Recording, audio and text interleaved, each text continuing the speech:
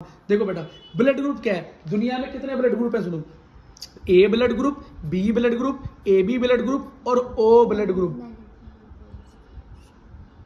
ठीक है। अब देखो बेटा, अब इसके अंदर क्या होता है कि क्यों बेटा किसी का ब्लड ग्रुप ए होता है, क्यों किसी का ब्लड ग्रुप बी होता है और क्यों किसी का ब्लड ए बी या नील मतलब ओ होता है। बेटा ऐसा इसलिए होता है क्योंकि हर आरबीसी के ऊपर, रेड ब्लड सेल की बात हो रही है, हर आरबीसी के ऊपर बेटा क्या होता है? एक एंटीजन लगा होता है, एक एंटीजन लगा होता है। अगर ए एंटीजन लगा तो ए नाम, बी लगा तो बी नाम, ए बी लगा तो ए बी नाम और कोई नहीं लगा तो जीरो या ओ हो गया।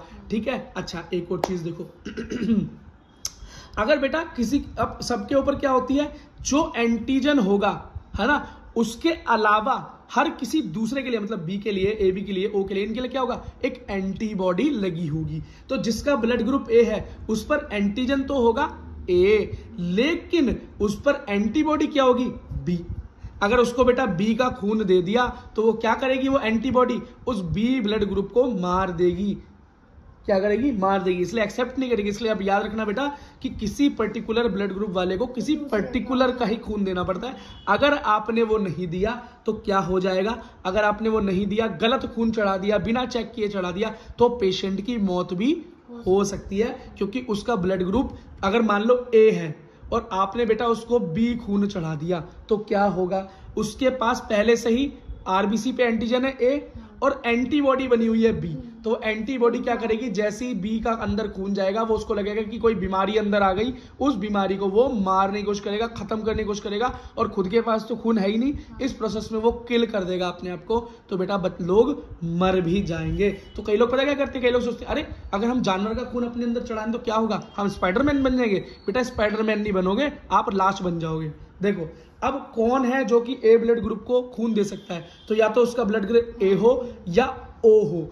ओ वाला हर किसी को खून दे सकता है। अभी देखेंगे क्यों। अगर ब्लड ग्रुप बी है तो उस पर कौन सी एंटीजन होगी? बी, लेकिन एंटीबॉडी क्या होगी? ए। इसका मतलब ए का खून नहीं चढ़ सकता, सिर्फ बी का चढ़ सकता है। और ओ तो भैया यूनिवर्सल डोनर है, सबको खून दे सकता है। क्यों दे सकता है अभी नीचे पढ़ेंगे। अब एक ब्लड ग्रुप होता है ए बी, मतलब एक ऐसा ब्लड ग्रुप जिसके पास दोनों एंटीजन है, ए बी है और बी बी है। तो इसके पास तो कोई एंटीबॉडी होगी ही नहीं। अब जिसके पास कोई एंटीबॉडी नहीं है, मतलब कोई ऐसी तरीका ही नहीं है कि वो किसी को मार सके, कैंसिल कर सके, तो क्या करेगा भैया? वो तो सबका खून लेने को तैयार है। ए का भी ले लेगा, बी का भी ले लेगा, ए बी का भी ले लेगा और ओ का तो सब ले ही लेते हैं। तो ये क्या हो गया? यूनिवर्सल एक्सेप्टर हो गया। यूनिवर्सल एक्सेप्टर हो गया। तो जिसका ब्लड ग्रुप ए बी है, अगर उसको चोट लग जाए तो डॉक्टर बिना चेक करे उस पर खून चढ़ा सकता है, लेकिन खून इंसान का होना चाहिए। ठीक है। कहीं स्पाइडरमैन बनने की सोचो, आप बोलोगे भैया स्पाइडर का खून थोड़ी ना चढ़ जाता है। अरे मजाक कर रहा हूं। देखो अब ओ ब्लड ग्रुप वालों के साथ क्या दिक्कत है कि उनके ब्लड के ऊपर कोई एंटीजन है ही नहीं। क्या? कोई एंटीजन है ही नहीं। तो जिसके पास बेटा कोई एंटीजन नहीं है उस पर दोनों ही एंटीबॉडी तैयार हो गई, ए बी और बी बी। इसका क्या मतलब हो गया? ना तो वो बेचारा ए का खून ले सकता, ना वो बी का ही खून ले सकता, वो तो भैया ओ का ही खून ले सकता है। लेकिन इसके पास कोई एंटीजन नहीं है तो ये सबको अपना खून दे भी सकता है। और इसके खिलाफ देखो किसी के पास एंटीबॉडी है? किसी के पास एंटी ओ बॉडी है ही नहीं, है ना। क्योंकि ये ग्रुप कैसा ब्लड ग्रुप है? ये ऐसा ब्लड ग्रुप है जो कि कोई ब्लड ग्रुप है ही नहीं, जिसके ऊपर कोई एंटीजन है ही नहीं। तो ये बेचारा खून लेने जब जाता है मार्केट में तो इसको ओ वाला ही ढूंढना पड़ता है, जो कि बहुत रेयर होता है। ये क्या है? Universal donor. और ये क्या है? Universal acceptor. ठीक है बेटा, काफी टाइम लगा दिया हमने इस टॉपिक पर आई होप अब क्वेश्चन छूटेगा नहीं।